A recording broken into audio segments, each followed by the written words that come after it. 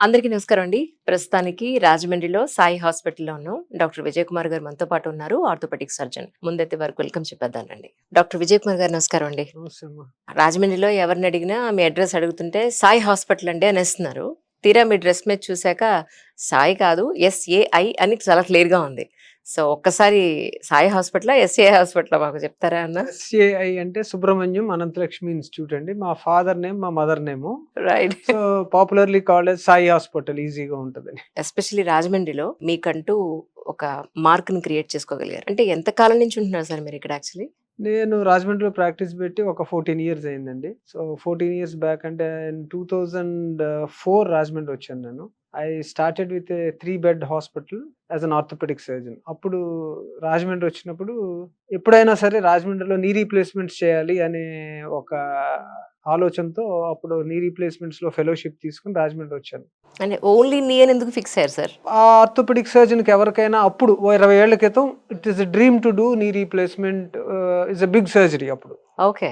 So now it has become very common surgery and everybody has learned the art. 20 ఏళ్ల క్రితం నాకు చూడటమే కష్టంగా ఉండేది ఎళ్లి. Very few people in the country is to do knee replacement. So ఆ టైంలో we learn knee replacement. I worked in Chennai with doctor Rajasekhar Reddy గారితో పనిచేసి హుహు. నీ రీప్లేస్మెంట్ ఆయన దగ్గర ట్రైన్ అయ్యి అక్కడి నుంచి ఫ్రాన్స్ వెళ్ళి ఒక ఫెలోషిప్ తీసుకున్నాను నీ రీప్లేస్మెంట్‌లో. బట్ ఎప్పుడైనా రాజమండ్రి వచ్చేయాలి అనేది నా కోరిక.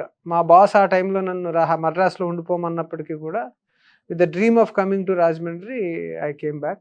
It took some time for people to understand. చిన్న ప్లేసు. ఎవరికైనా మోకాలు ఆపరేషన్ చేస్తామన్నా మీకు తెలియనిదేముంది డాక్టర్ గారు బాగానే చెప్పారు కానీ బాగా చిన్నగా ఉన్నాడు. చిన్న పిల్లోడు. సో దెన్ వాళ్ళు హైదరాబాద్ ఎళ్లి చేయించుకొని వచ్చేవారు. That is to be really painful. You counsel for the surgery and వాళ్ళు but we all pass through that and somehow now we are able to do. ఈరోజు రోబోటిక్ నీ రీప్లేస్మెంట్ రాజమండ్రిలో గోదావరి జిల్లాలో మొట్టమొదటిసారిగా robotic knee replacement తీసుకురాగలిగే స్థాయికి it is the same people now who believed in me. Godavari జిల్లాలో వాళ్ళు ఇప్పుడు హైదరాబాద్ రావాల్సిన అవసరం లేదు. ఖచ్చితంగా అవసరం లేదండి. Both in clinical standards and other standards also. కానీ సార్ నాకు అప్పుడప్పుడు అనిపిస్తూ ఉంటుంది. చాలా స్పెషలైజేషన్స్ చాలా సెగ్రిగేట్ అయిపోయాయి. ఆర్థోపెడిక్ సర్జన్ అని అంటే ఒక 10 ఏళ్ళు 20 ఏళ్ల క్రితం అన్ని రకాల సర్జరీస్ కూడా వీళ్ళ కిందకే వచ్చేవి. ఇప్పుడు as you said knee replacement separate, shoulder replacement separate, లేదు అని అంటే హిప్ జాయింట్ సెపరేట్ అయిపోయింది, స్పైన్ సెపరేట్ అయిపోయింది. ఇలా స్పెషలైజ్డ్ అయిపోయినప్పుడు ఏదైనా కొన్ని మైన్యూట్ పాయింట్స్ ఏమైనా ఇన్ జనరల్‌గా మిస్ అయ్యే అవకాశం ఉంటుందేమో అని నాకు డౌట్ వస్తూ ఉంటుంది. ఖచ్చితంగా అండి. ప్రతి దానికి coin has got both sides, good and bad. Okay, ఎప్పుడైతే ఒకళ్ళు ఒక స్పెషలైజేషన్ పట్టుకుని 24 గంటలు అదే పని చేస్తున్నారో డెఫినెట్లీ దే విల్ ఎక్సెల్. అంతే కదా, దాంట్లో ఎక్సలెన్స్ ఉంటుంది అబ్సల్యూట్‌లీ. ఖచ్చితంగా. Okay, at the same time ఇది ఎప్పుడైతే దానికే పర్టైన్ అయిపోతున్నారో అంటే ట్రైనింగ్ పీరియడ్ నుంచి ఓన్లీ మోకాలు పట్టుకుని ఉండిపోతే ఖచ్చితంగా అది అప్పుడు ఏమవుతుందంటే ఈగిల్స్ అయ్యేలాగా ఇంకా పక్క ఏమీ కనపడవు. Right. So you should have a proper general training. యూజువల్గా అందరూ కూడా అలాగే చేస్తారు. ముందు general orthopaedics training at least 2 to 5 years పనిచేసిన తర్వాతే they will pick up on speciality. So యూజువల్గా అట్లా మిస్ అయిపోవటం అనేది ఉండదు. యూజువల్గా ఈ మీరు చెప్తున్న సింగిల్ జాయింట్ స్పెషలిస్టులు అందరూ ఎక్కడ ఉంటారంటే they work in a team. అవును. ఎవరో వచ్చి ఒక చోట ఓన్లీ షోల్డర్ పెట్టుకుని చేయటం లేకపోతే ఒక నీ పెట్టుకుని చేయరు. In a team. ఇప్పుడు ఫర్ ఎగ్జాంపుల్ నా దగ్గర నేను జాయింట్స్ చేస్తాను, డాక్టర్ చైతన్య ట్రామా చేస్తాడు, ఇంకొక అబ్బాయి ఆర్థ్రోస్కోపీ చేస్తాడు. So it's a team. We all see the cases, but when it is knee, I do it. కానీ ఈ నీ రీప్లేస్మెంట్ ఎస్పెషల్లీ ఆర్థోపెడిక్ సర్జన్స్‌కి ఉన్న ఈ రోజుల్లో ఉన్న ఒక ట్యాగ్ లైన్ ఒకటి వచ్చింది ఏంటంటే అవసరం ఉన్నా లేకపోయినా సర్జరీస్ చేసేస్తారు. ఖచ్చితంగా ఎప్పుడు కూడా మనం అది పేషెంట్ ప్రాస్పెక్టివ్‌లోనే ఆలోచించాలి. పేషెంట్ అలా ఆలోచించడంలో తప్పులేదు. కాకపోతే ఏంటంటే మనల్ని ఇమాజిన్ చేసుకుందాం. మా ఫాదర్‌కి ఆపరేషన్ చేయించాలంటే 100 ఎంక్వైరీలు చేస్తాను నేను. నీ రీప్లేస్మెంట్ అనేది ఎప్పుడు కూడా ఎమర్జెన్సీ సర్జరీ కాదు, ఎలెక్టివ్ సర్జరీ. ఇవాళ రేపు చేసేయాలి, మీకు హార్ట్ అటాక్ లాగా రేపు చేసేయాలి అని చెప్పేది లేదు. So they take 100 opinions. Correct. There is a chance to take opinions. ఎన్ని ఒపీనియన్స్ తీసుకున్నా, ఎంతమంది ఆపరేషన్ చేయించుకోవాలని చెప్పినా, అన్లెస్ పేషెంట్ అంత ప్రాబ్లం లేకపోతే ఆపరేషన్ ఎందుకు చేయించుకుంటాడు? ఆపరేషన్ కూడా నొప్పితో కూడుకున్న వ్యవహారమే. It's a big trauma to anybody. So patient is not a fool. So most ఈ కమ్యూనిటీలో డాక్టర్ పేషెంట్ కమ్యూనిటీలో బాగా తెలివైనవాడు ఎవడంటే ఎప్పుడు కూడా పేషెంటే. 100%. అంతేనంటారా? అంతే కదా. ఓకే. సో మీ ప్రాణాన్ని తీసుకెళ్ళి ఆపరేషన్ చేయమని ఒకళ్ళ చేతుల్లో పెడుతున్నప్పుడు నేను డాక్టర్ అయ్యుండి కూడా నేను ఇవాళ ఒక హార్ట్ ఆపరేషన్ చేయించాలి మా ఫాదర్కి అంటే 100 రకాల ఎంక్వైరీలు చేస్తాను. ఆ డాక్టర్ గారు ఎలా చేస్తారు, అక్కడ మొత్తం డాక్టర్ ఎవరు, ఆ మొత్తం డాక్టర్తో మాట్లాడుతాను, డాక్టర్ గారి హ్యాండ్స్ ఎలా ఉంటాయి, స్కిల్ ఎలా ఉంటుంది. కామన్ మ్యాన్ కూడా అంతే, నాకన్నా ఎక్కువ ఎంక్వైరీ చేస్తాడు. Nobody is a fool to give his body to somebody to operate unless there is a need. Correct. So ఖచ్చితంగా నీడ్ ఉన్నప్పుడే ఆపరేషన్ జరుగుద్ది. కాకపోతే చాలా దురదృష్టకరమైనది ఏంటంటే దీంట్లో ఆపరేషన్ అంటే ఉండే భయం, ఆపరేషన్కి అయ్యే ఖర్చు, ఈ రెండాటిలు బూచిని చిపించి మధ్య మార్గంగా కొన్ని మోసాలు జరుగుతూ ఉంటాయి. మీకు ఆపరేషన్ లేకుండా మంత్రం వేసేస్తాం, ఇంజెక్షన్తో మళ్ళీ కార్టిలేజ్ పుట్టించేస్తాం, అవును. లేకపోతే ఇది నిజంగా నిజంగా ఆల్ ఓవర్ ది వరల్డ్ ఎక్కడ ఇప్పుడు దాకా కార్టిలేజ్ అనేది రీజనరేట్ అవటం అనేది is not at done. Right. ప్రపంచవ్యాప్తంగా ఎక్కడ ఒక పేపర్ కూడా ఇక్కడ కార్టిలేజ్ రీజనరేట్ చేస్తున్నాం అని ఎవరో చేసింది లేదు. సో ఇదంతా అయితే చాలా దారుణమైన ప్రాక్టీస్. అలా అయితే డెఫినెట్ గా దారుణమైన ప్రాక్టీస్ అండి ఇది. అంటే there will be border line cases. ఎక్కడో చిన్న కార్టిలేజ్ పోయిన వాడు వేరు, పూర్తిగా కార్టిలేజ్ పోయి స్టేజ్ 4 ఆర్థరైటిస్కి వచ్చేసిన వాళ్ళకి కూడా ఆ ఇంజెక్షన్ల ముసుగులో అంటే పేషెంట్ యొక్క భయం, ఆపరేషన్ అంటే భయం అంతే. They do not want a surgery. Correct, correct. అది మన భారతదేశంలో బాగా ఎక్కువ. So this is happening. నేను ఆ ఇంజెక్షన్లే తప్పు పూర్తిగా అసలు చేయకూడదని అన్నాను కానీ, but it is not for a proper indication, then it is more of a loss. మీరు అన్నట్టు బ్లాక్ షీప్స్ ప్రతి ప్రొఫెషన్లో ఉంటారు. అవును. So doctors are no exception, అందరూ హ్యూమన్ బీయింగ్సే కదా. So the percentage will be naturally little less, I believe, because they can make decent life with their professional value compare to others. So black sheeps will be comparatively less. కానీ మా చిన్నప్పుడు ఒక 35-40 ఏళ్ల క్రితం doctor అని అనగానే అసలు ఎంతో రెస్పెక్ట్, ఎంతో నమ్మకం ఉండేది. అప్పట్లో I think second opinion, third opinion అంత పెద్దగా లేదనుకుంటా. ఐ థింక్ ఇప్పుడు ఏంటంటే ఆ నమ్మకం తగ్గిందా, ఈ సెకండ్ ఒపీనియన్, థర్డ్ ఒపీనియన్ ఇంత రీసెర్చ్ చేసుకుంటే గానీ ఒక నిర్ణయానికి రాకపోవడానికి what was the main reasons అంటే ఏం చెప్తారండి? ఫస్ట్ థింగ్ ఏంటంటే పేషెంట్ యొక్క నాలెడ్జ్ పెరగటం, ఎక్స్పోజర్ టు ద వరల్డ్, ప్రపంచంలో ఏం జరుగుతుందో అందరికీ తెలియటం. And knowledge is just tips. ఫోన్లో చూసుకుంటే బోల్డ్ రకాల ఇన్ఫర్మేషన్స్ వస్తున్నాయి. అది మంచిదంటారా చెడంటారా? ఇప్పుడు everything is good when you utilise it in a proper manner. So ఆ నాలెడ్జ్ వస్తున్నప్పుడు ఏంటంటే న్యాచురల్గా ఇండియాలో ముఖ్యంగా వైద్యం అంటే there is money in between. Let us imagine money అనేది మధ్యలో లేదనుకుంటే ఆపరేషన్ అనవసరంగా చేసేస్తున్నారనే క్వశ్చనే లేదు కదా. అవును కదా. So there is money that has come in the country. So ఈ మనీ ఎప్పుడైతే వచ్చిందో then they will start, you are vulnerable to be suspected. So దాన్ని మనం యాజ్ ఎ డాక్టర్ పేషెంట్ను కూడా తప్పుగా చూడాల్సిన అవసరం లేదు. Give them a choice to take another opinion. అది పెద్ద తప్పేం కాదు. ఇప్పుడు మీరు అడిగారు ఆర్థోపెడిక్స్లో స్పెషాలిటీస్ వచ్చేస్తున్నాయి, ఇంత విడిపోతుంది కదా నష్టమా అని. ఒకప్పుడు ఊళ్ళో ఎంబీబీఎస్ డాక్టర్ గారు ఇవన్నీ చేసేవారు. ఆయనే ఆర్థోపెడిషియన్, ఆయనే జనరల్ సర్జన్, ఆయనే paediatrician. So as the science is expanding, ఇవన్నీ very common things.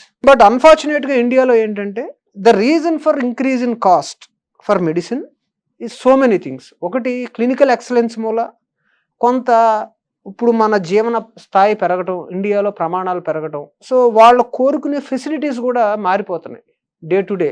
They wanted an air condition room, they wanted somebody to receive. వాళ్ళు వచ్చిన వెంటనే తీసుకెళ్తాకు ఒకళ్ళు ఉండాలి, వాళ్ళ కార్ పార్క్ చేయడానికి ఒకళ్ళు ఉండాలి. These all the facilities people are looking at. So cost ఎప్పుడైతే పెరిగిపోతుందో అన్ఫార్చునేట్గా front face of this is doctor. So ఈ కాస్ట్ పెరిగిపోవటానికి కారణాలు చాలా ఉన్నాయి. ట్యాక్సులు, government is not treating it as మీరు అందరూ అనుకుంటున్నట్టు దీన్ని ఒక నోబెల్ ప్రొఫెషన్గా తీసుకుని ఎవరు ట్రీట్ చేయట్లా. Governments make tax on everything. మీ మందుల మీద జిఎస్టీ ఉంది, మీరు కొనే ఎక్విప్మెంట్ మీద జిఎస్టీ ఉంది, 28% GST on imported equipment. So quality పెరుగుతున్న కొద్దీ ఆ కాస్ట్ పెరుగుతుంది. అన్ఫార్చునేట్గా డాక్టర్ ముందు కూర్చోవడంతో ఈ మట్టి అంతా కూడా బురద డాక్టర్కే అంటుతుంది. సో ఒక ఆపరేషన్కి 5 లక్షలు ఖర్చు అవుతుంటే అందులో డాక్టర్కి వచ్చే వాల్యూ నాట్ లెస్ దెన్ 50,000 కూడా ఉండదు. నాకు వంశీ గారు అన్నారు ఒక రోజున, క్యాన్సర్ స్పెషలిస్ట్ వంశీ గారు ఎక్విప్మెంట్ అంతా చూపిస్తూ, అంజలి ఎక్విప్మెంట్ ఎంత ఉందో చెప్పు అని అన్నారు. ఎంత ఉన్నా సరే ₹1 కోటి ఉంటుందా అన్న.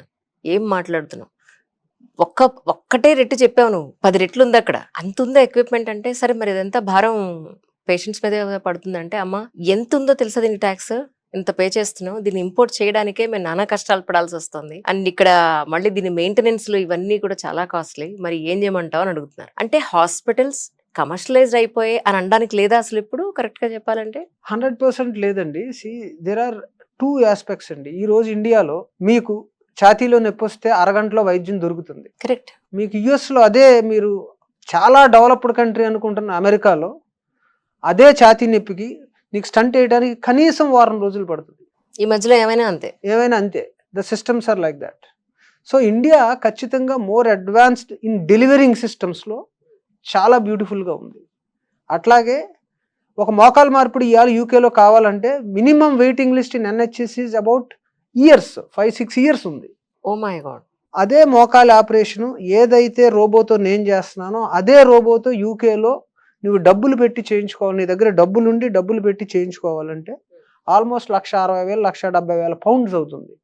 అంటే imagine in Indian rupees what it is. అందుకేనండి ఫారినర్స్ ఎక్కువ మన ఇండియాలో ట్రీట్మెంట్. అందుకనే ఫారినర్స్ అందరూ కూడా ఇండియాకి వచ్చి ట్రీట్మెంట్ తీసుకుంటున్నారు. సో వాళ్ళందరూ ఇండియాకి వచ్చి ట్రీట్మెంట్ తీసుకుంటున్నారు అంటే the standard of care has to be on par with these countries. వాటితో సమానంగా ఉండాలి. అలాగని భారతదేశంలో అంత కాస్ట్ మనం వసూలు చేయట్లేదు. మన నార్మల్ పేషెంట్కి అదే ఒక ఎన్ఆర్ఐ పేషెంట్కి ఒక టాప్ మోస్ట్ కార్పొరేట్ హాస్పిటల్లో వాళ్ళకి కావాల్సిన ఫెసిలిటీస్ ఇస్తే వీళ్ళకి 3 లక్షలు అయితే వాళ్ళకి 4-4.5 లక్షలు అవ్వచ్చు అంతే. కరెక్ట్. సో ఈ ఫెసిలిటీస్ అన్ని మెయింటైన్ చేయడానికి ఓవరాల్గా ఈ ఎక్విప్మెంట్ అంతా మెయింటైన్ చేయాలి అంటే ఖచ్చితంగా ఈ cost it is just not because of doctors, it is because of the systems in the country. So ఇవన్నీ కూడా ఫైనల్గా పేషెంట్కి ఎఫెక్ట్ పడుతున్నాయి. హైదరాబాద్ లాంటి పెద్ద పెద్ద సిటీస్లో అంటే ఎఫోర్డ్ చేసేవాళ్ళు చేస్తారు ఎక్కువ పర్సంటేజ్ వైజ్ మనం చూసుకుంటే. ఇక్కడ అసలు లేరని నేను చెప్పట్లేదు, గోదావరి జిల్లాలో అసలు లేరని నేను చెప్పట్లేదు, ఉన్నవాళ్ళు చాలా మంది ఉన్నారు, ఎఫోర్డ్ చేయగలిగే వాళ్ళు ఉన్నారు. కంపారిటివ్లీ పర్సంటేజ్ వైజ్ అక్కడ ఇది ఎక్కువ అని అనకుండా ఎఫోర్డ్ చేసి ట్రీట్మెంట్ తీసుకుని పెడతారు. అది ఇక్కడైతే ఆ డాక్టర్ చాలా కాస్ట్లీ అమ్మా, ఆ హాస్పిటల్ చాలా కాస్ట్లీ అని అనే అవకాశం లేదంటారా?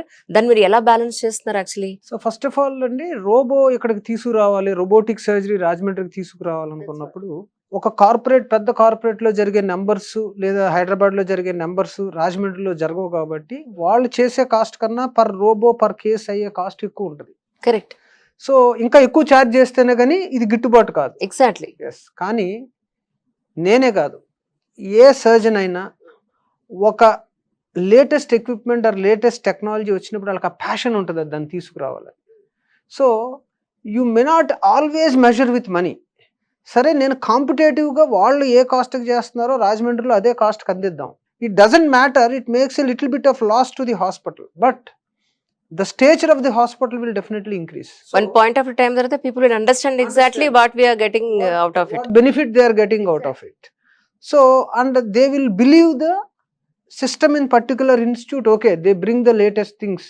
మనకు అవైలబిలిటీ ఎక్కడికి తీసుకొస్తున్నారు అనేది ఖచ్చితంగా నమ్ముతారు. సో ఆ దృష్టికోణంతో నేను రోబోని తీసుకొచ్చాను. Otherwise when I was buying the robo for the hospital management team, where they look at financials, they said it is not possible. It will not happen in Rajahmundry. But people utilized it to a good extent. So it is not that big, but aa dhairyan cheyali, aa passion undali, and everything cannot be measured with money itself. Robot కూడా మళ్ళీ servicings ఇవన్నీ ఉంటాయండి? ఉంటాయండి. Robot costs about 5 to 6 crores and every year they take an AMC of 45 lakhs. And along with robot దానికి ప్రత్యేకంగా రోబోతో నువ్వు operation చేస్తున్నావు కాబట్టి వాడవలసిన డిస్పోజబుల్స్ కాస్ట్ ఒక 40,000 రూపీస్ అవుతుంది. So it should definitely cost more than నేను రెగ్యులర్గా చేసే దాంతో కన్నా ఖరీదు కొంత ఎక్కువ అవుతుంది. ఎందుకంటే రోబో యొక్క ఇన్స్టాల్మెంట్స్ పే చేయాలి, ఆ పేషెంట్కి ఖచ్చితంగా వాడవలసిన డిస్పోజబుల్స్ వాడాలి. So it cost a bit more. True. So but ఆ quality it delivers is definitely much superior. ఖచ్చితంగా అంత సుపీరియర్గా ఉంటుంది. ఎందుకంటే my own mother, I operated one side non robotic, other side I operated robotic. Okay. So ఆమె చెప్తుంది ఈ ముందు రోబోటిక్ చేస్తుంటే చాలా బాగుండేది, అప్పుడు లేదు. ఇది ఎంతవరకు అవసరమో అంతవరకే దాన్ని చేస్తూ వెళ్తుందని, లాసెస్ చాలా తక్కువ ఉంటుందని విన్నాను సార్. పర్ఫెక్షన్ అండి. మీరు రోజు క్యారెట్ కట్ చేస్తూ ఉంటారు, you might beautifully cut carrot with 5 mm thickness తో కట్ చేస్తారు. బట్ అన్ని ముక్కలు 5 mm కట్ చేయమంటే you may be close to it, but you are not always 5 mm. So robot does that. నాకు ఈ క్యారెట్ని 5 mm లో 20 ముక్కలు కోయమంటే 20 ముక్కలు కోసి ఆపేస్తుంది. సో నీని ఎలా బ్యాలెన్స్ చేయాలనేది అది ఒక సర్జన్ యొక్క నాలెడ్జ్. అది నాకు ఇక్కడ ఎంత తీయాలి అనేది it is the surgeon's planning. But నేను మనిషిని కాబట్టి నేను కట్ చేస్తున్నప్పుడు I may go about 1 or 2 degrees దిస్ side that side. Correct. So నేను ప్లానింగ్ పర్ఫెక్ట్గా చేసినప్పుడు the robot will come and execute it that way. So ఆ 2 mm కట్ చేస్తుంది. నేను లైవ్ లో సర్జరీ గురువారెడ్డి గారు లాస్ట్ టైం చూపించినప్పుడు ఆపరేషన్ థియేటర్లోకి వెళ్ళినప్పుడు ఇంత పెద్ద డ్రిల్లింగ్ మెషిన్ పెట్టి ఇలా కొడుతుంటే అలా చెందుతోంది వాటర్ లాగా లిటిల్ బోన్ పార్టికల్స్ ఇవన్నీ. అంత డ్రిల్ చేయాల్సిన అవసరం ఉంటుందా సార్? కొన్ని వీడియోలో యూట్యూబ్ లోనేమో literally No, it is a technical subject. The saw you saw is the model of robo you saw is something different. నవ్వు ఇప్పుడు వాడుతున్న రోబోస్, ఇప్పుడు సారాల దగ్గర కూడా వచ్చింది మేము వాడుతున్న robot, it is saw based robot. అది ఇలా కట్ చేస్తుంది. ఓకే. అది మీరు చూసింది బర్ మోడల్, అది ఇలా ఇలా ఇలా చెక్కుతూ ఉంటుంది. It's a different model. Okay. Now that is almost is gone back and the new models have come, they are taking off. కానీ కొన్ని వీడియోలు ఓల్డ్ వీడియోస్ యూట్యూబ్ లో అప్పుడప్పుడు వస్తూ ఉంటాయి. నేను ఎప్పుడైనా ఇలా సర్జన్స్ తోటి ఇంటర్వ్యూ అయ్యి అందులో చూసినప్పుడు దానికి కింద రిఫరెన్సెస్ వీడియో వేరే వేరే వస్తూ ఉంటాయి అనమాట. ఓల్డ్ సర్జికల్ వీడియోస్ చూస్తున్నప్పుడు లిటరలీ రంపం పెట్టి కోసి, డెఫినెట్గా ఓ మై గాడ్, సుత్తి పెట్టి కొట్టి, it's a part of orthopaedician is a glorified carpenter. Oh my God. మీరు అంటే ఒక 20 years బ్యాక్ మీరు ఇలా చేసిన సందర్భాలు ఉన్నాయా? అంటే మాకు ఇప్పుడు వీ హ్యావ్ మెకానికల్ డ్రిల్స్. అప్పుడు ఇంకా కొంచెం ఓల్డ్ మోడల్ డ్రిల్స్ ఉండేది, దానికి ఒక వైర్ కనెక్ట్ అయి ఉండేది. మాకన్నా ముందు హ్యాండ్ డ్రిల్స్ ఉండే, చేత్తోనే తిప్పేవారు. మేము we didn't use those, but మేము వచ్చేసరికి మెకానిజం వచ్చేసింది. కానీ అంత ఆ బోన్ కి చేస్తున్నప్పుడు అదర్ బోన్స్ కనెక్టివిటీ ఉన్నవి కానీ మజిల్ కానీ నర్వ్ కానీ డ్యామేజ్ అవ్వదా sir? That is the skill of the surgeon కదండి. That is the beauty. Why not all surgeons are successful, very few are successful, is that who understands that anatomy properly and do it well, they are the leading surgeons. అంతే కదా, simple. ఇందాక మీరు అన్నట్టు మనిషి life span పెరుగుతోంది, quality of life పెరుగుతోంది అంటున్నాం మనం. జీడిపి ఇంత పెరిగింది అని చెప్తున్నాం. ప్రతి హాస్పిటల్లోనూ కూడా మన ఆరోగ్యశ్రీ అనేది 85 to 95% అనేది మనం చూస్తున్నాం. అసలు ఇదేంటి, దీన్ని ఎలా బ్యాలెన్స్ చేస్తారు మీరు?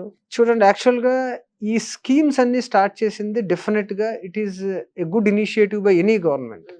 ఎందుకంటే సొసైటీలో there is no balance, then certain population that has to be help. ఎందుకంటే మిగతా అన్నీ కూడా నీకు కావాలంటే చేస్తావు, లేదంటే లేదు. వైద్యం అలా కాదు, అవసరమై వెళ్తారు వాళ్ళు. ఎగ్జాక్ట్లీ. సో అప్పుడు మనం ఆపన్నహస్తం అందించడం ఖచ్చితంగా అవసరం. సో ఎవరైతే బిలో పావర్టీ లైన్ ఉన్నారో వాళ్ళకి వైద్యం అందుబాటులో లేకుండా చేయకూడదు. అయితే దానికి గవర్నమెంట్ హాస్పిటల్స్ ఉన్నాయి. గవర్నమెంట్ హాస్పిటల్స్లో ఎప్పుడైతే ఇంత ఇన్ఫ్రాస్ట్రక్చర్ లేదో, అంటే ఫర్ ఎగ్జాంపుల్ కార్డియాక్ కేసెస్ చేయాలంటే ఇన్ఫ్రాస్ట్రక్చర్ లేదు మన గవర్నమెంట్ హాస్పిటల్ సరిపడా. కరెక్ట్. అట్లాగే క్యాన్సర్కి లేకపోవచ్చు. ఏదైతే లేదో ఆ ఇన్ఫ్రాస్ట్రక్చర్ లేని వాటిని మొట్టమొదటగా వీటిలోకి తీసుకొచ్చారు. So government has sponsored that. ప్రతి పెద్ద హాస్పిటల్లో ఏం కోరిందంటే, మీరు పెద్ద హాస్పిటల్స్లో ఒక 20-30% నాన్ ఆపరేషనల్ బెడ్స్ ఉంటాయి, ఖాళీగా ఉంటే ఆ సేవ చేయండి మీరు. We will give you no profit no loss packages. Almost మీరు చేసిన ఖర్చు మేము ఇచ్చేస్తాం. So that the hospital also is benefited. నిజంగా ఇస్తున్నాయా అంటే ఏం చెప్తారు? ఖచ్చితంగా వాళ్ళు ప్యాకేజెస్ చేసినప్పుడు అట్లాగే చేశారు. దానికి all the hospitals were happy to give it. So అప్పుడు న్యాచురల్గా ప్రతిదానికి గుడ్ అండ్ బ్యాడ్ ఉన్నప్పుడు దాన్ని నచ్చిన వాళ్ళు ప్రైవేట్ హాస్పిటల్కి దోచిపెట్టేస్తున్నారు అన్న వాళ్ళు కూడా ఆ రోజు కూడా ఉన్నారు. కానీ వాళ్ళకి పూర్తిగా దాని మీద నాలెడ్జ్ లేదు. అసలు ఆ ప్యాకేజ్ అంటే ఏంటి, ఎంత ఇస్తున్నారు అనేది ఎవరికి లేకుండా కామెంట్స్ చేసిన వాళ్ళే. కానీ it is a properly genuinely set programme. అయితే ఎప్పుడైతే అది పాపులారిటీ గెయిన్ అయిందో ఆంధ్రప్రదేశ్లో, everybody started looking it at as a vote bank. The political party started looking it at as a vote bank. So అన్ని అందులో కలిపేయటం, అన్ని సర్జరీస్, అన్ని రకాల జబ్బులు ఆరోగ్యశ్రీలో పెట్టేయటం. ఎప్పుడైతే 20% మందికో 15% మందికో మనం ఎవరైతే బీపీఎల్ బిలో పావర్టీ లైన్ అన్న వాళ్ళకి ఇవ్వాల్సినవి అందరికీ ఇచ్చేయటం కార్డులు. ఈరోజు మన రాష్ట్రంలో 93.5% ఫ్యామిలీస్కి ఆరోగ్యశ్రీ కార్డ్స్ ఉన్నాయి. Oh my God. So patient నా దగ్గరకి బెంచ్ కార్లో వస్తాడు, ఆరోగ్యశ్రీ పట్టు, మా నానమ్మ అండి ఆరోగ్యశ్రీలో చేసేయండి. అదేంటంటే ఆరోగ్యశ్రీలో కాదు, మీరు కొంచెం ఇంకా చాలా మంచి క్వాలిటీ ఇంప్లాంట్స్ ఉన్నాయి వాడండి, కావాలంటే దానికి డబ్బులు కడదామండి మీరు అందరూ కానీ ఇచ్చేసి. సో ఇది రోజు చూస్తూ ఉంటాం. సో ఎప్పుడైతే హాస్పిటల్స్లో ఈ బెడ్స్ 20% ఉన్నాయి, 90% ఈ స్థాయికి వచ్చేసినాయో హాస్పిటల్స్ మనుగడ కష్టమైపోయింది. న్యాచురల్గా ఎప్పుడైతే 93% కార్డులు ఇచ్చేసారో గవర్నమెంట్కి కూడా బర్డెన్ పెరిగిపోయింది. Government is unable to pay. So ఎప్పుడైతే డబ్బులు రావట్లేదో హాస్పిటల్స్కి, what will happen? There is no balance. So ఎప్పుడైతే హాస్పిటల్స్ మీద ఈ భారం పెరిగిపోయిందో క్వాలిటీ తగ్గిపోతుంది ఆటోమేటిక్గా. 90% మందికి నువ్వు no profit no loss basis కింద ఏ ఆర్గనైజేషన్ చేయగలదు? చేయలేదు. Absolutely. So then naturally you are cornered to do something. So this is what is happening. This somebody has to break this scenario. Simply misusing and each and everything. మన So, loss ఎలా అయితే uh, misuse అవుతూ ఉన్నాయో ఇవి కూడా అలాగే yeah, this is unfortunate situation, but this should be really taken care. దాన్ని balance చేయాలి. కొంతమంది ఇప్పుడు జనం ఎవరో కూడా, నేను చాలా క్లోజ్గా ఆరోగ్యశ్రీ పేషెంట్స్తో వర్క్ చేస్తాను. జనం అందరూ ఫ్రీ వైద్యం కోరుకోవట్లా, క్వాలిటీ వైద్యం కోరుకుంటున్నారు. అబ్సల్యూట్లీ. ఒకప్పుడు ప్రైవేట్ హాస్పిటల్ మీద ఎందుకు పడ్డారంటే ఆ క్వాలిటీ ఆఫ్ ఇన్ఫ్రాస్ట్రక్చర్ గవర్నమెంట్ హాస్పిటల్లో లేదు కాబట్టి పడ్డారు. ఈ రోజు there are good government hospitals, చాలా ఇంప్రూవ్ చేసింది government. There are very good private medical colleges. So I think this burden should be properly shared and the government should deeply look into it to do it. Otherwise మన రాష్ట్రానికి రావాల్సిన medical tourism అనేది రావడానికి అవకాశం ఉండదు ఇక ముందు. ఎందుకంటే క్వాలిటీ పెరగడానికి అవకాశం లేదు. Institutes they can't make money to improve the quality. So అది కష్టం అయిపోతుంది. ఇక్కడ ఎస్పెషల్లీ మీకు క్వాలిటీ ఉన్న డాక్టర్స్ దొరికే అవకాశం ఉందా sir? This is out of my curiosity. Yeah, డెఫినెట్గా అండి. See the biggest problem for smaller town ఇక్కడ ఏంటంటే అంత టాలెంట్ పూల్ని వెతికి పట్టుకోవటం, ఇక్కడ ఉంచటం కష్టం. బట్ ఇది నిజంగా చెప్పాలంటే చాలా మందికి మిత్. నా ఉద్దేశంలో నా కలీగ్స్కే చెప్తాను నేను. ఎందుకంటే నేను ఫర్ ఎగ్జాంపుల్ 25 ఏళ్ల క్రితం రాజమండ్రి వచ్చినప్పుడు one of my own friend he wanted to be in Hyderabad. ఏంటి అని అడిగాం అనుకోండి మీ కలీగ్స్ని, పిల్లలకి ఎడ్యుకేషన్ అంటారు. వాళ్ళు హైదరాబాద్లో ఉంటారు, వాళ్ళ పిల్లలు ముంబైలోనో పూనాలోనో చదువుతూ ఉంటారు. What does it make? రాజమండ్రిలో ఉంచి కూడా పూనాలో చదవచ్చు, పాలకొల్లులో ఉండి పూనా వెళ్ళి చదవచ్చు. So if you're a good surgeon and you want volume, అంటే వర్క్ చేయాలనే తపన ఉంటే it is better come to these places. It is not about lifestyle. Absolutely. So talent pool కొంచెం డిఫికల్ట్ అండి, ఇక్కడికి తీసుకురావడం చాలా కష్టం. ఇప్పుడు మాకు వేరే స్పెషాలిటీస్లో డాక్టర్స్ కావాల్సినప్పుడు మేము ఇచ్చేదానికి రాజమండ్రికి ఎయిర్ కనెక్టివిటీ ఉంది, మంచి ఇంటర్నేషనల్ స్కూల్స్ ఉన్నాయి, అవి పంపిస్తున్నాం వాళ్ళకి. నిజానికి కూడా ఎయిర్పోర్ట్ దగ్గరే, పెద్ద దూరమేం కాదు. కంపారిటివ్లీ హైదరాబాద్ తో కంపేర్ చేసుకుంటే 1 hour పైగా పడుతుంది. International schools in the city, ఇవన్నీ చెప్పవలసి వస్తుంది to bring the talent here. So it's difficult. And ఇంకో వన్ మోర్ థింగ్ నేను I need to add on this sir. ఏంటంటే అక్కడ పొద్దు నుంచి లేస్తే సాయంత్రం వరకు ఆ రణగొణ ధ్వనుల మధ్య, లేదంటే అంత బిజీ లైఫ్, ఇది వద్దు, కాస్త స్లో డౌన్ అయ్యి ప్రశాంతంగా బతుకుదాం అనేది కూడా ఒక కొంత థాట్ ప్రాసెస్ అయితే స్టార్ట్ అయింది.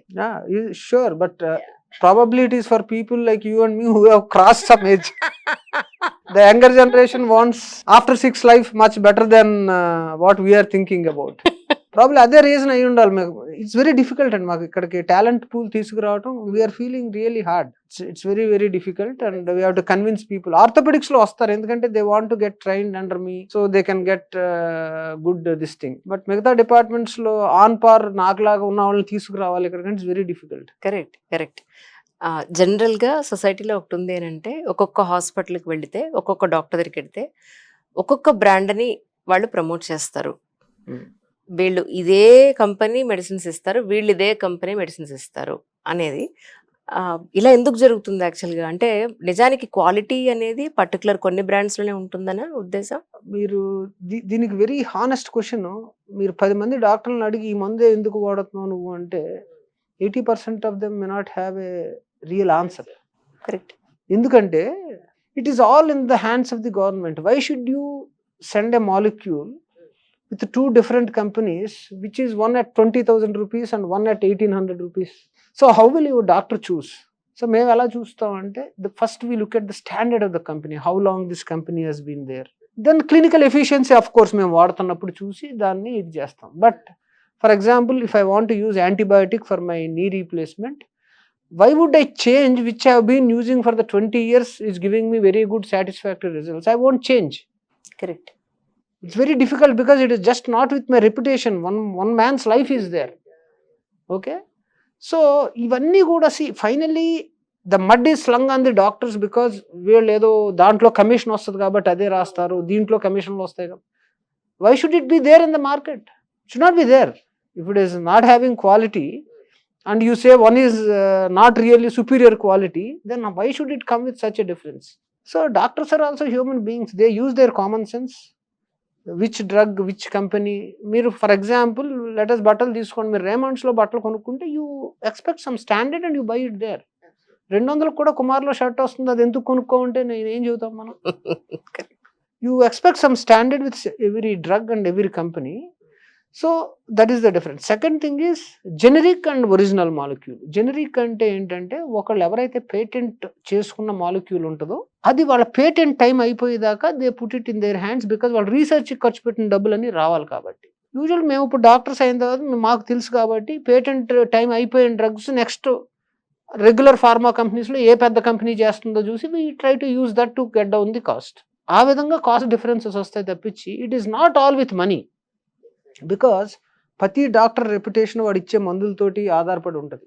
Correct. So if you want to be a good doctor, ఎవరు ఫైనల్గా నీ క్లినికల్ రిజల్ట్స్ బాగుండాలంటే అవి చాలా జాగ్రత్తగా సెలెక్ట్ చేస్తారు డాక్టర్లు. It is just not about money.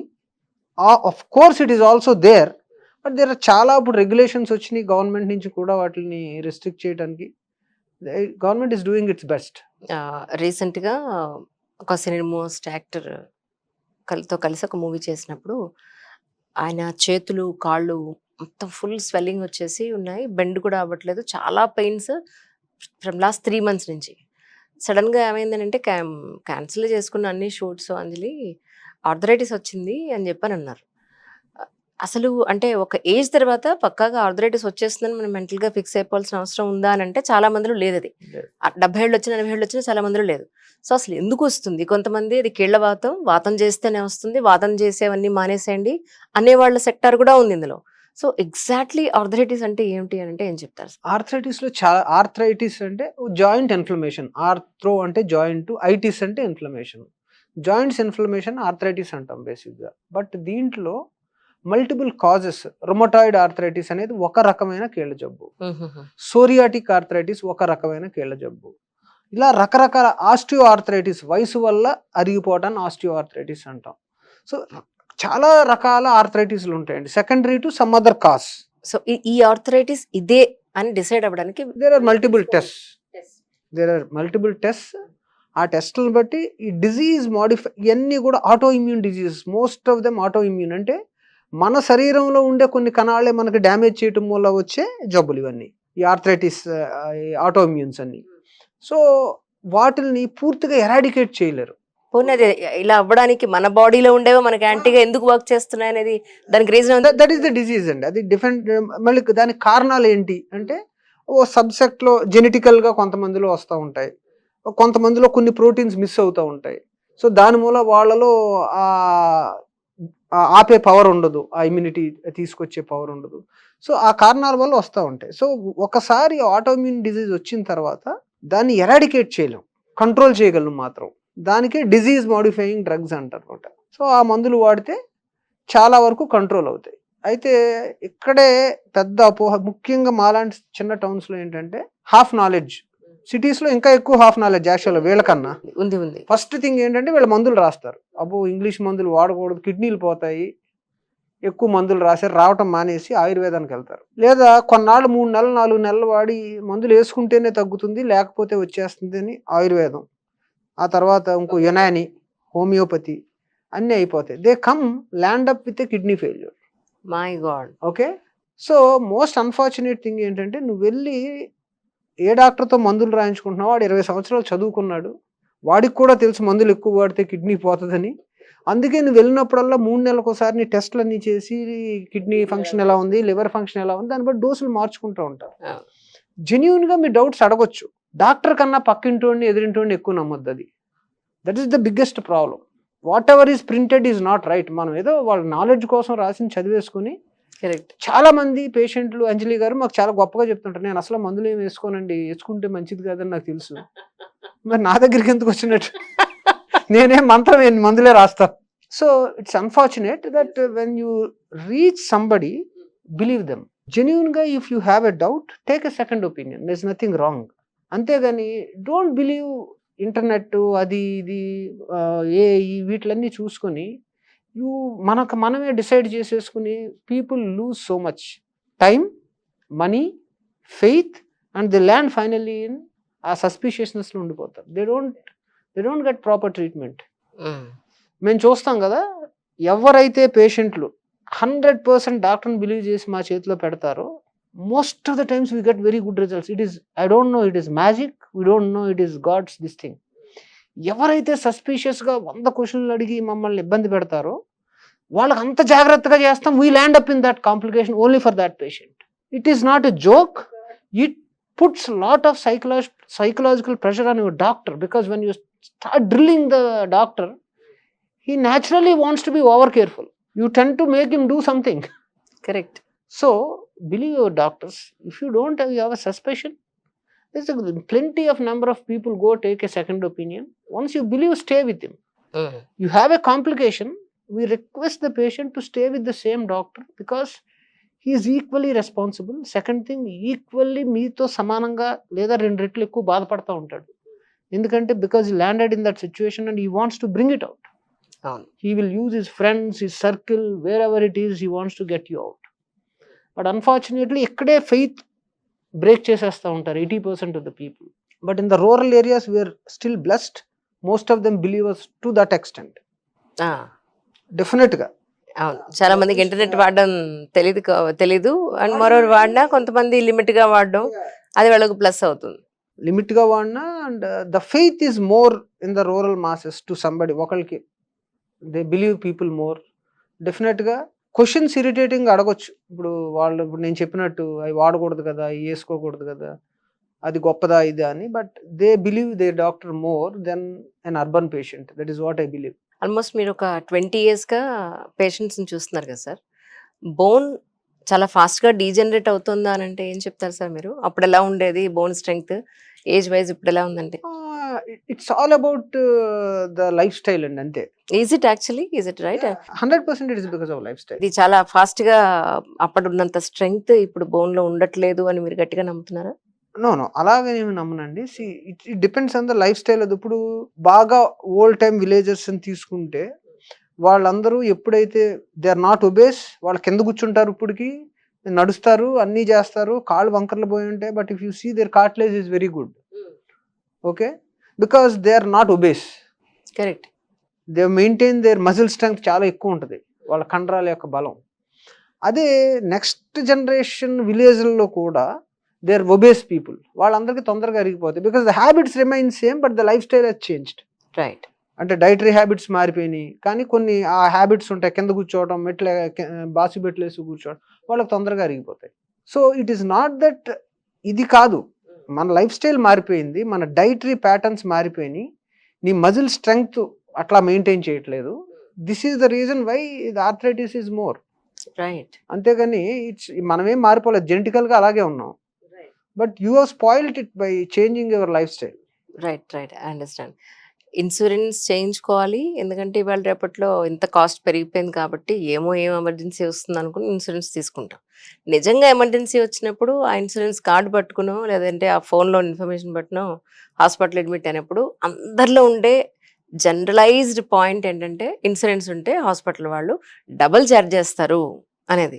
Is it right sir? Actually ఇందులో ఫస్ట్ మనం ఆలోచించవలసిన పాయింట్ ఏంటంటే, ఫస్ట్ ఆఫ్ ఆల్ ఇన్సూరెన్స్ మీకు ఎవరు ఇస్తున్నారు? ఒక company which is doing business, అంతే కదా? కరెక్ట్. సో ఆ కంపెనీ వాడు ఒక హాస్పిటల్కి ఎందుకు ఎక్కువ డబ్బులు ఇస్తాడు? నీకు ఇన్సూరెన్స్ ఉంది కాబట్టి నువ్వు అవసరం లేకుండా వైద్యం చేయించుకోవు. Next doubt comes is, no, నాకు అవసరం లేకపోయినా hospital has frightened me that I got a disease, అంతే కదా?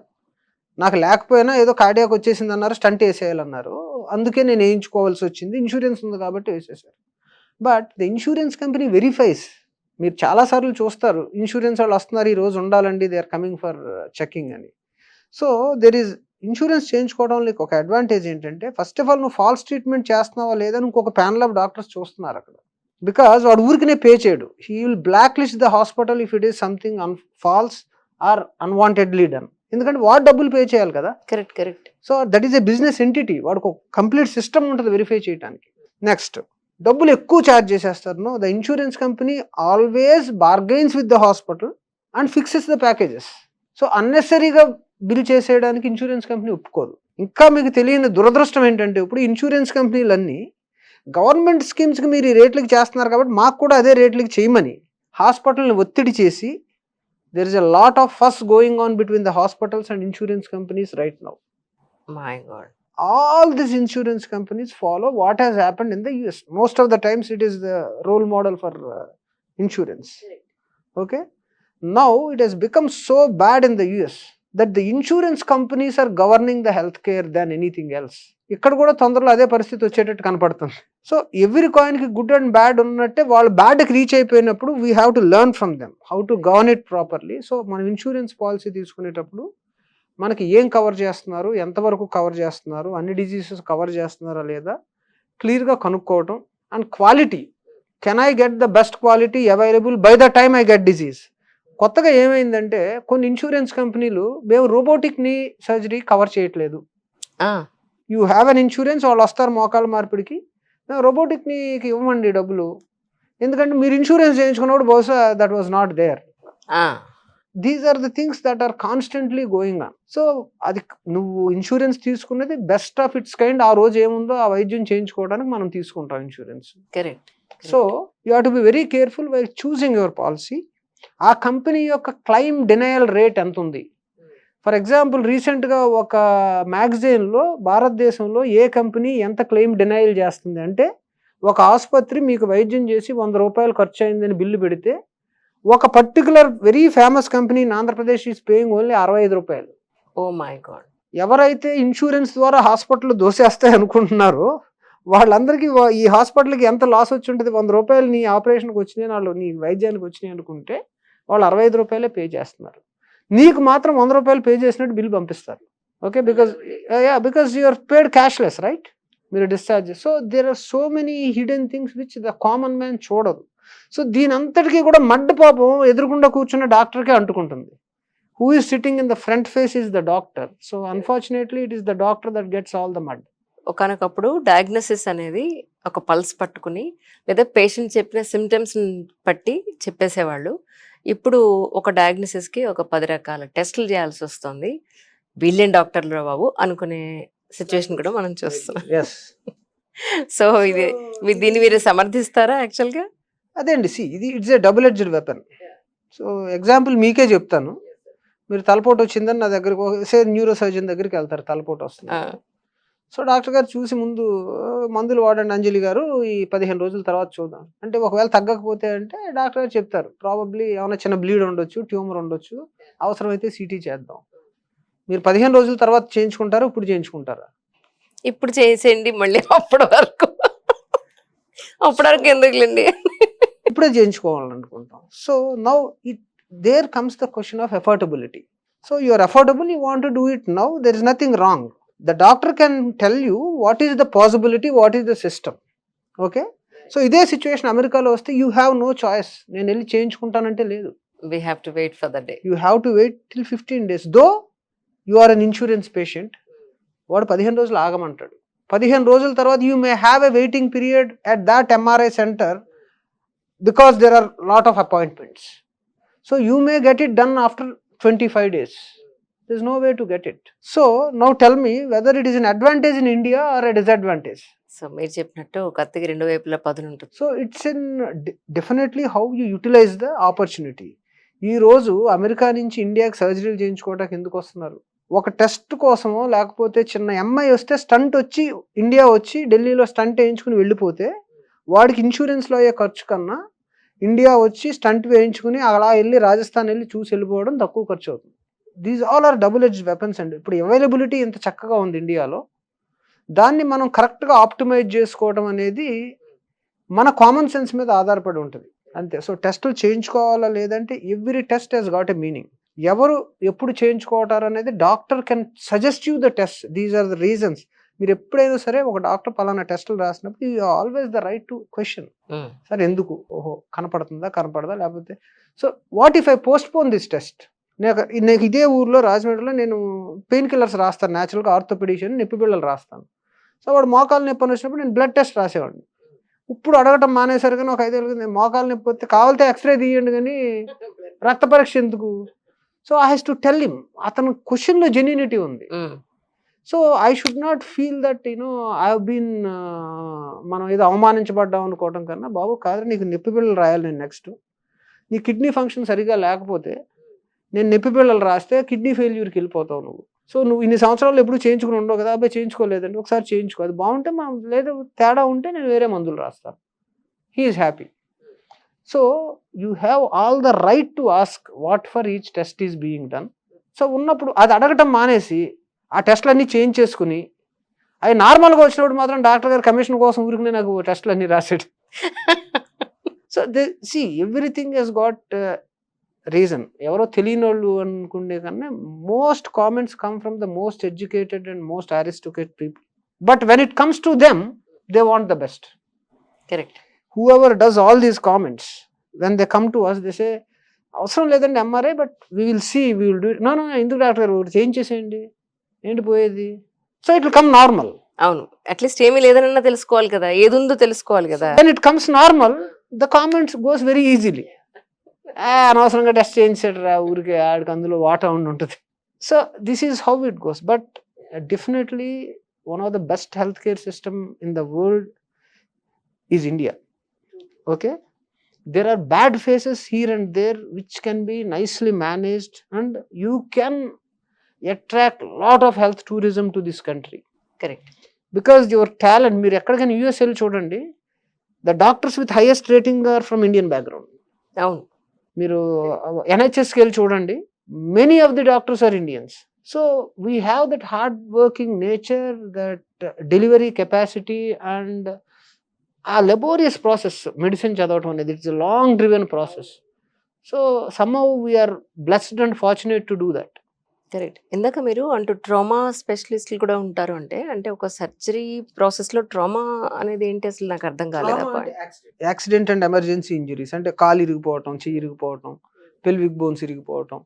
So they are called trauma specialist. They fix any bone. These are not electives, no emergencies. అది they are called trauma specialist అన్నమాట. ఈ especially ఈ మధ్యకాలంలో నేను one of my friends గ్రూప్లో నేను చూసింది టెయిల్ బోన్ పెయిన్. వాళ్ళు కూర్చోలేరు, నడిచేటప్పుడు కూడా పెయిన్ ఉంటుంది. అసలు యాక్చువల్లీ టెయిల్ బోన్ పెయిన్ ఎందుకు వస్తుంది sir? Usually it is because one common thing is ఈ బైక్ రైడర్స్ ఎక్కువ కూర్చోవడం వల్ల. ఎక్కువ కూర్చోవడం, they go bumping and they don't bother the speed breakers, ఇష్టం వచ్చినట్టు తిరుగుతారు, లేదా ఎప్పుడు slip and fall in bathrooms. ఆ టైల్ బోన్ దగ్గర ఇంజరీ అవుతుంది తెలియకుండా. అది it will not heal that easily, తొందరగా హీల్ అవుతుంది. సో నువ్వు రోజు కూర్చుంటున్నప్పుడల్లా మళ్ళీ ఆ హీలింగ్ ప్రాసెస్ని మనం ఇబ్బంది పెడతా ఉంటాం. సో అప్పుడు పెయిన్ కాజ్ చేస్తూ ఉంటుంది. The simple technique for it using what is called sacral pillow అని ఉంటుంది. ఒక 3 నెలల పాటు ఏ మందులు వాడకర్లా, ఆ పిల్లో వేసి కూర్చుంటే, ఎక్కడ కూర్చున్నా, నీ బైక్ మీద, నీ కార్లో, నీ సీట్లో ఆ పిల్లో వాడితే that pain will disappear because you given enough time for the bone to heal. Correct. So that's a simple thing. కొంతమంది ఏం చెప్తున్నారంటే హిప్ మజిల్ వీక్ అయినా, హిప్ మజిల్ కనుక స్ట్రాంగ్ ఉంటే బోన్ మీద మీకు అంత ప్రెషర్ పడదండి, మజిల్ మీరు కొంచెం డెవలప్ చేసుకోవాలనేది కూడా నేను విన్నాను. యాక్చువల్లీ నిజంగా బోన్కి ఆ సపోర్ట్. డెఫినెట్లీ మీకు బ్యాక్ పెయిన్ వచ్చినప్పుడు కూడా అదే చెప్తారు, మీరు ఎక్కువ కూర్చుంటారు, నిలబడి ఉంటారు, you have to strengthen your paraspinal muscles. So exercises చేయండి, the load on the bone will come down, muscle will take it అని చెప్తారు. Correct. But tail bones are commonly this, the gluteal exercises కూడా చెప్తారు to improve your gluteal strength. But the most important commonest cause ఇది. మిగతా అన్ని very rare causes, infections ఉంటాయి, అక్కడ చిన్న ట్యూమర్స్ ఉంటాయి, there are very rare causes. Especially ఇప్పుడు మన గోదావరి జిల్లాల నుంచి మీకు ఎక్కువ పేషెంట్స్ వస్తూ ఉంటారు కదా, ఎలాంటి ప్రాబ్లమ్స్తో ఎక్కువ చూస్తున్నారు మీరు ఫ్రమ్ లాస్ట్ 5 to 8 years అంటే over the period? One thing in the hips what we're seeing, hip joint pains తో యంగ్ పీపుల్ కి జాయింట్స్ పాడైపోతాం ఆఫ్టర్ కోవిడ్ చాలా ఎక్కువ. Hip joint is major joint కదా సార్. సో ఆ జాయింట్ ఎందుకు పాడైపోతుంది అంటే ప్రాబబ్లీ ఈ కోవిడ్ లో తీసుకున్న vaccines probably is one of the cause. So ఆ వ్యాక్సిన్స్ లో ఒకటి ఏంటంటే ఆ మైక్రో వెజల్స్ ని క్లాట్ అయిపోయినాయి. సో హిప్ బాల్ కి వెళ్ళే రక్తనాళాల్లో బ్లాక్స్ వచ్చేసి ఆ బాల్ చచ్చుబడిపోవటం. సో దానివల్ల వీ హ్యావ్ టు ఎయిదర్ రకరకాల సర్జరీస్ ఉన్నాయి దానికి, కోర్ డీకంప్రెషన్ అని, దాంట్లో కొంత మళ్ళీ స్టెమ్ సెల్స్ పెట్టడం అని, రకరకాల పద్ధతులు ఉన్నాయి, లేదా they end up in hip replacement. It's a very drastic major change that I have seen after the COVID. Post COVID చాలా మందిలో చూస్తున్నాం అండి అది. So that is the one of the major change that we have seen. Dermatology, cosmetology and ట్రైకాలజీలో చూస్తేనేమో hair ఊడిపోయినా hair implant చేయించుకుని యంగ్గా కనిపించాలనుకుంటున్నారు, skin వడిలిపోయినా మళ్ళీ ఫిల్లర్స్, బొటాక్స్ తోటి మళ్ళీ న్యూ ఫేసెస్ తోటి వస్తున్నారు. అలాగే లైఫ్ స్పాన్ని ఈ పెంచుకునే పాయింట్ ఆఫ్ వ్యూలో ఆల్మోస్ట్ ఒకనొకప్పుడు 60 అనేవాళ్ళు ఇప్పుడు 90, 100 వరకు కూడా బతుకుతున్నారు మనుషులు. సో యాజ్ ఎ డాక్టర్ మీరు ఇంత లైఫ్ చూసిన తర్వాత అసలు బతకడానికి ఇంత అవసరమా? ఆటోమేటిక్‌గా న్యాచురల్‌గా డెత్ వస్తుంది చేస్తాం. దీని గురించి బతకాలనుకోవడమే అనవసరం అని అనుకుంటారా? లేదనంటే ఆ బతికే ప్రయత్నం చేయడం అవసరం అని అనిపిస్తుందా మీకు? What ever you live with quality. మనం 60 ఏళ్ళు బతకొచ్చు, 90 ఏళ్ళు బతకొచ్చు. Be mobile. 90 ఏళ్ళ దాకా నడవగలగాలి. Don't be dependent. So learn to live with quality. So మనం చూస్తూ ఉంటాం చాలా మందిని. దే గెట్ ఒబేస్ అయిపోతారు, బాగా బరువు అయిపోయి కదలలేని పరిస్థితిలో ఉంటారు. దట్ ఈస్ సంథింగ్ మనం చేసుకున్నది అది. We did not work properly. So you see people that are crippled because they are not maintained their diet properly, లేకపోతే డయాబెటీస్ సరిగ్గా కంట్రోల్ చేసుకోలేరు, కాళ్ళు చేతులు తిమ్మిర్లు వస్తూ ఉంటాయి. నీకు డయాబెటీస్ ఉందని తెలుసు, నువ్వు ప్రాపర్గా ముందు నుంచి జాగ్రత్తగా ఉంటే ఆ పెరిఫెరల్ న్యూరోపతి అనే స్టేజ్కి వెళ్లకుండా కొంతవరకు కాపాడుకోవచ్చు. So it is not that ఎన్నాళ్ళు బతుకుతాం అని కాదు, బతికినన్నాళ్ళు ఎంత క్వాలిటీ లైఫ్తో బతుకుతాం. సో నా దగ్గరకు వచ్చే పేషెంట్లు చాలా మంది అదే అంటారు, 65 ఏళ్ళు వచ్చిన డాక్టర్ గారు ఇప్పుడు మోకాళ్ళు ఇంక మార్చి ఏంటి చేసేది. మోకాళ్ళు మార్చుకుని నువ్వు 70 ఏళ్ళు ఉంటే 70 ఏళ్ళు క్వాలిటీగా బతుకు, నీకు నువ్వు భారంగా, ఫ్యామిలీకి భారంగా అనిపిస్తా. Why do you want to live like that? బతికినన్నాళ్ళు హ్యాపీగా బతుకు. Absolutely. So that is what you should look at your life quality rather than don't try to prolong your life. Try to keep your life, whatever life is there, let us have it with good quality. జనరల్‌గా యూట్యూబ్‌లో మనకి పొద్దున్న లేస్తే బోలెడంత information ఉంటుంది. అది రైటా wrong అనేది మనం తీసి పక్కన పెడితే, పుట్టినప్పటి నుంచి మనిషి చచ్చేంత వరకు కూడా బోన్ స్ట్రాంగ్‌గా ఉండాలి అని అంటే ఎన్నో చెప్తున్నారు కదా! ఇన్నాళ్ళ మీ ఎక్స్‌పీరియన్స్‌లో మీకేమనిపించింది actually? What is the best food for the bone అంటే ఏం? There is nothing like only food. It is only food and exercise. బోన్‌కి కావాల్సిందల్లా కాల్షియం. ఓకే, కాల్షియం మనకి బాగా ఉండాలి బోన్లో లోపల, శరీరం లోపల అంటే ఇట్ ఇస్ వైటమిన్ డి ఉండాలి. సో ఆ వైటమిన్ డి కావాలంటే మార్నింగ్ సన్ ఉండాలి. Morning sun will help you to get that vitamin D and then synthesize more amount of calcium in our bone. అంటే మీరు ఇందాక విటమిన్ డి అన్నారు. నేను మీ మధ్యలో బ్రేక్ చేస్తున్నాను. ఎందుకంటే ఒక ఏజ్ తర్వాత మన స్కిన్ ఆ డిని అబ్జార్బ్ చేసుకోవడం తగ్గిపోతుంది అని అంటారు. Is it right sir actually? Observe చేసుకోవటం ఏమి తగ్గిపోదండి, బట్ మన ఎక్స్పోజర్ తగ్గిపోతుంది ఒక ఏజ్ తర్వాత. You stop exposing your self, that's all. Okay, second thing is absorption depends upon melanin quantity in the skin and so many other things. But మొత్తానికి observe చేసుకోకుండా అయితే ఉండదు. కాబట్టి అది ఒకటే సరిపోతుంది. నేను మార్నింగ్ లైట్లో వెళ్తున్నాను కాబట్టి I should not take calcium supplements in the food అని ఏమీ లేదు. సో కాల్షియం ఉన్నంత మాత్రాన బోన్ స్ట్రాంగ్గా ఉండదు. చుట్టూరు ఉండే మజిల్ యాక్టివిటీ ఉంటేనే ఆ మజిల్ స్ట్రాంగ్గా ఉంటాయి. ఫర్ ఎగ్జాంపుల్ మీకు ఎప్పుడు ఎముక్కి దెబ్బ తగిలి కట్టేశారు, ఇంకా ఎక్స్రే తీసే ఎముకలన్నీ సన్నగిలిపోయి కనపడతాయి. ఎందుకంటే because this no muscle activity, the bones will become weak. So మోకాళ్ళ నొప్పులకు కూడా అందుకే సైక్లింగ్ మంచిది కాదు, అరిగిపోతాయేమో అంటారు. సైకిల్ చేస్తే మంచిది, బికాస్ కండరాలన్నీ కూడా ఎఫెక్టివ్గా ఉంటాయి చుట్టూరు. Cycling is good for this thing.